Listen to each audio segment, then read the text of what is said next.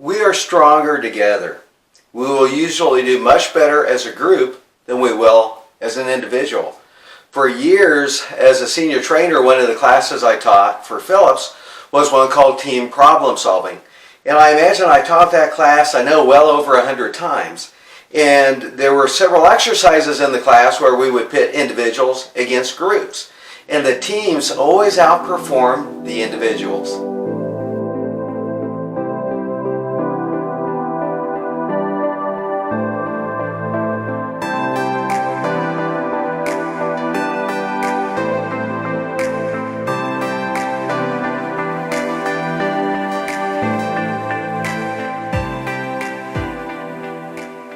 Hi, Brian McCorder here with Black Belt Lean Thinking, and I want to talk about the power of teams.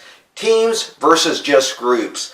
I talk a lot about leadership, and just like leadership, we need to understand teams. If we have strong leaders, we need strong teams as well. Just as we need to understand what constitutes leadership and makes for a good leader, we want to understand the dynamics of a good team, what teams have to offer, and how to develop strong teams. There are two main benefits that teams offer the individual. Number one is protection, and number two is the amplification of your efforts. Okay, let's look at protection. This is how we survived as a species.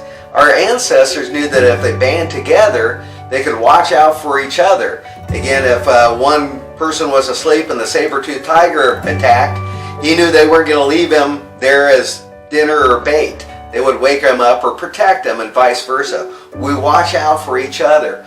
When we know that our team or our group has our backs, and we can focus on the goal at hand, as we know that we are taken care of. We're part of something bigger than ourselves. That brings me to that second part.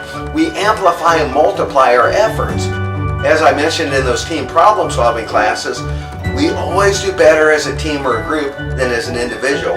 We got 3 pounds of meat between our ears that dictates so much of who we are and what we can accomplish. If you've got 10 people working towards a common task, that's 30 pounds of brain power there. That's a lot of imagination, resourcefulness, and intuition working towards that common goal. Remember, there's only one definition of a leader. A leader has willing followers. They have influence. A leader protects, they serve, and they understand the goal.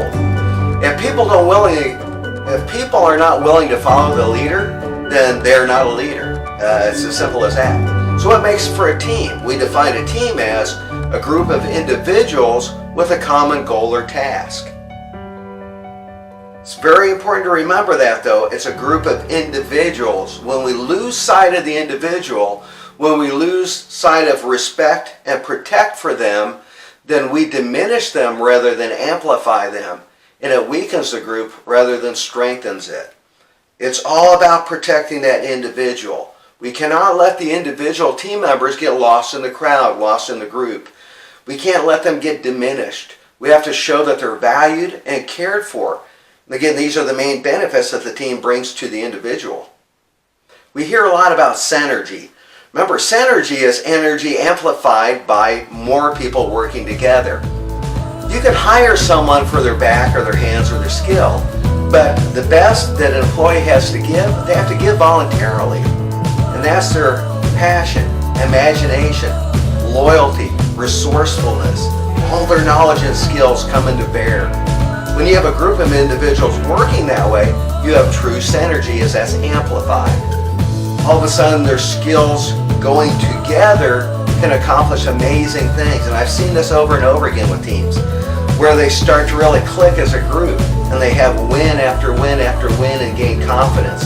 And they start to get kind of an upward spiral of wins and confidence as a group and as a team.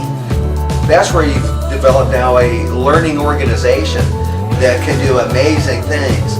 Yesterday's problem is just today's challenge that they're excited to go after. Think of it this way. Think of each member as an individual light, a candle or a flashlight.